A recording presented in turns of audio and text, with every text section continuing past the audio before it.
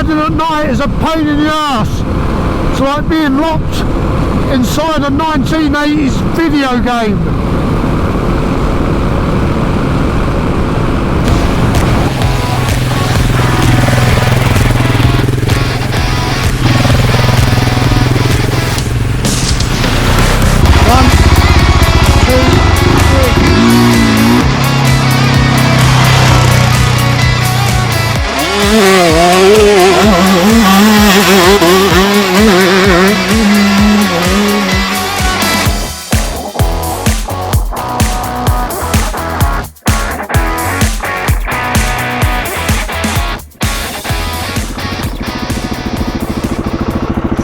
Well, good afternoon everyone, welcome back to the channel.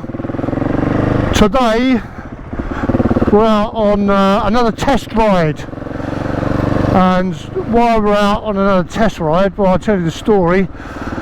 After the last video where I mentioned that one of the things I was going to change was the rear tyre, I was halfway through changing the rear tyre and I pulled a muscle in my lower back.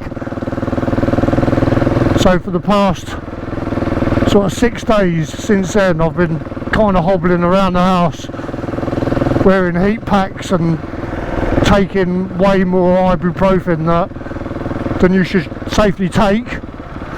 But yeah, I mean, I'd already booked the trip out to Spain for next week. So I was like, oh God.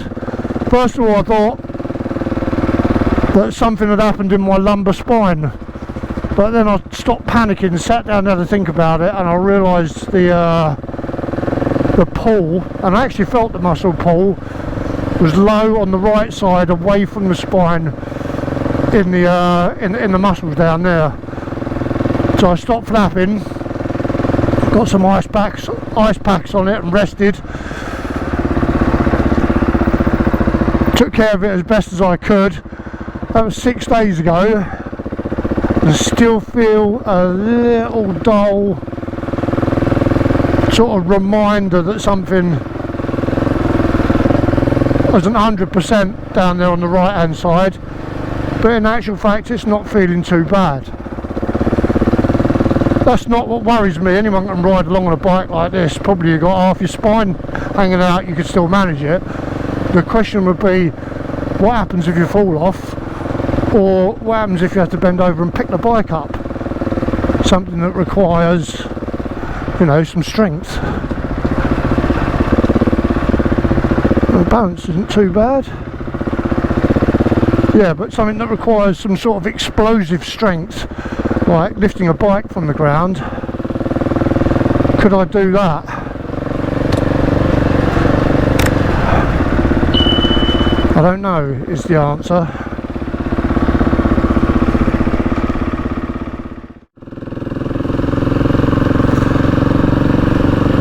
I also wanted to give the bike a bit of a longer run out today than it had the other day when we just went round the local lanes.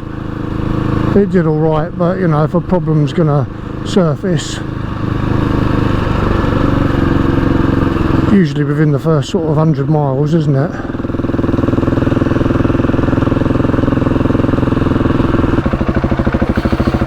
Bit of balancy fun with the ruts down here, I think.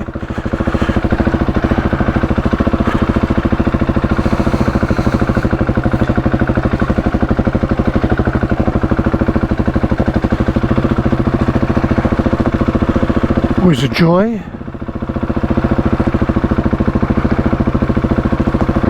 The key to this lane is staying on the left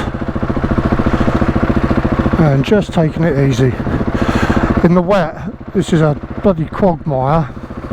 Not only is it a quagmire, but the ruts are really deep.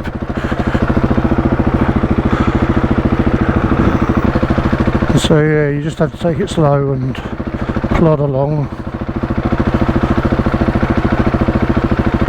There you go, it's take 5 for a minute. Of course, the question really is, why am I bothering? Why am I bothering to go to Spain at all when my back's hurting? Well, if I'm going to be honest, it's mainly because I don't think I've got much out of this year's riding season. I had one trip away with my mate Alan earlier in the year. That was only to all the, the really easy farmers' fields type tracks in northern France, which I've done all before, so not really a test for me, but just a warmer for him. Then we just had the last trip where I had problems with the bike all the way through it that spoilt the trip.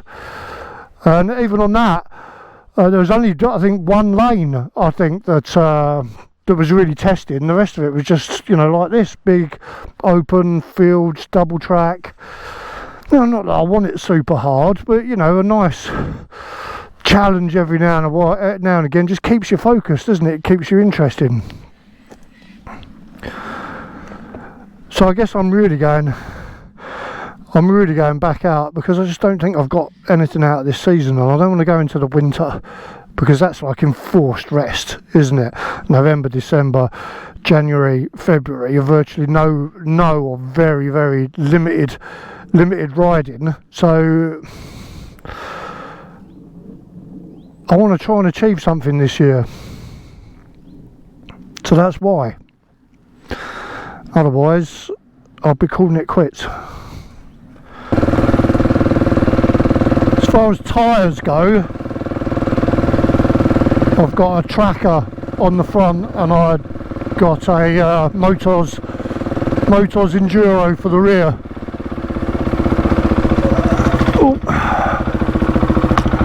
Which doesn't feel a bad setup, to be honest.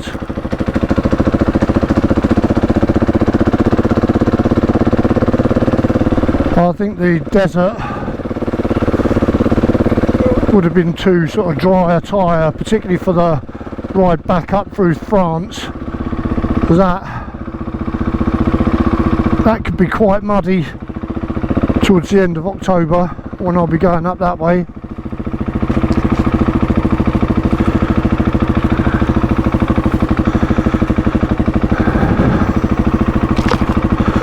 This is a decent combination. I've used the Motors Enduros before, and they're decent tyres. And trackers, well, they do exactly what it says on the tin, don't they? They're great utility tyres. Good all-rounders.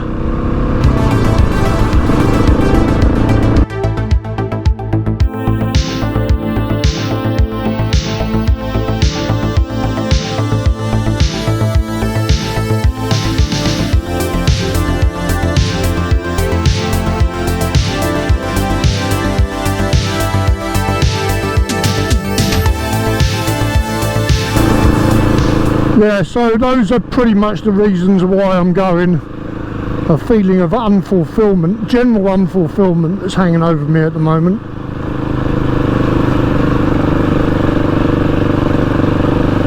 And spectre of the black dog kind of nipping at my heels as well, which maybe influenced me to sort of push myself. Anyway, the decision's been made, the die's cast. If I can get through this ride all right, without any dramas, I'm going to go. If there's any problems, I might delay it by a week. But if I have to delay it by a week, then that means I'm going to be finishing start of November time. There's going to be snow up in those mountains, isn't there? As far as the route's concerned, it's the same plan so far as what I mentioned in the last video. So this one into Bilbao, across to Pamplona, then over following the TET to Andorra, back into Spain, out of Spain into France, and then back up the eastern side by a Morvan in the middle, which is supposed to be really nice. That's the plan at the moment, but it depends how wet it gets. I do have a backup plan if it looks like it's starting to get really wet to the north. I'm planning to maybe do this route instead. So go through Andorra, do the bottom corner, northeastern corner of Spain, and then loop back round and come across this way through France. Yeah, so and then to come back in and finish at Bilbao and get the boat back. I think I'll make my mind up as far as that's concerned when I get across to Andorra. And if it's going to be wet, I think I'd rather be in the south of France, north of Spain, because the trails are sort of stony and rocky and a bit more forgiving in the wet, whereas I know what they're like as you start going back up through France, Central Europe. Lots of mud and plenty of farmers' fields. But October can be a really good month as far as riding's concerned, as long as it stays dry, because it's much cooler. You're not, you know, sweating your arse off, especially in Spain and southern France. When I was in Spain in October a couple of years ago, and still had a couple of really hot days, but most of it was pretty much like this, sort of cloudy, warm but not too hot.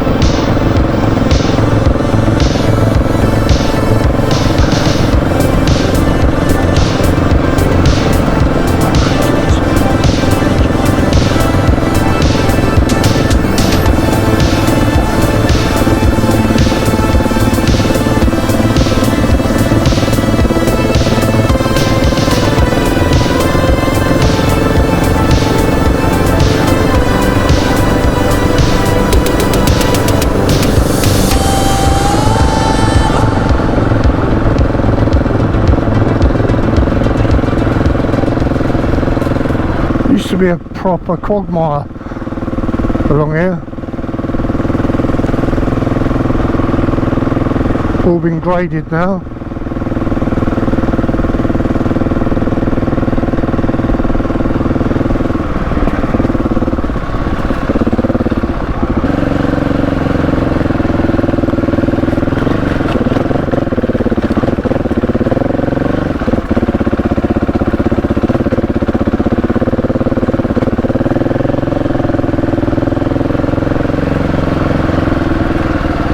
That actually felt a lot smoother since I mean, I did suspension re-oiled and everything,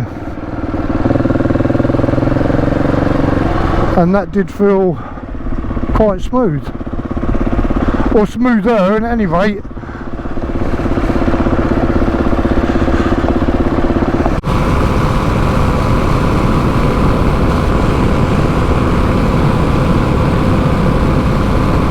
Because riding at night is a pain in the arse. It's like being locked inside a 1980s video game.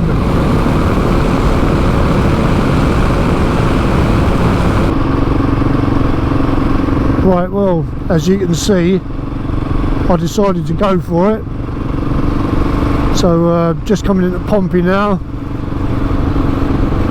Bike's still doing really well. It felt really, really smooth riding down here.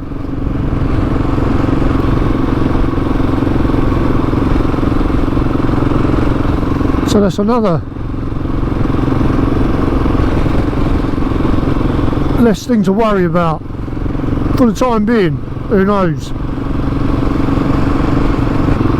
Actually, for those of you who don't know, Portsmouth, well, it used to be certainly one of the most important cities in Britain, probably in the Empire as well, back in the good old bad old days of the British Empire.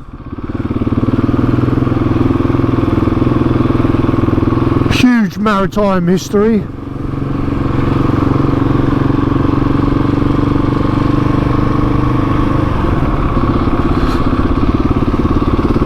Well, because it's got a massive natural harbour protected at its entrance by the Isle of Wight.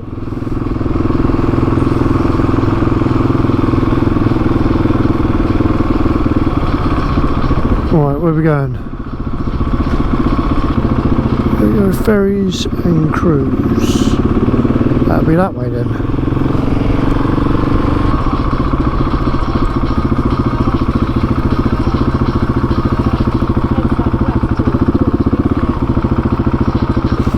Oh, no, there.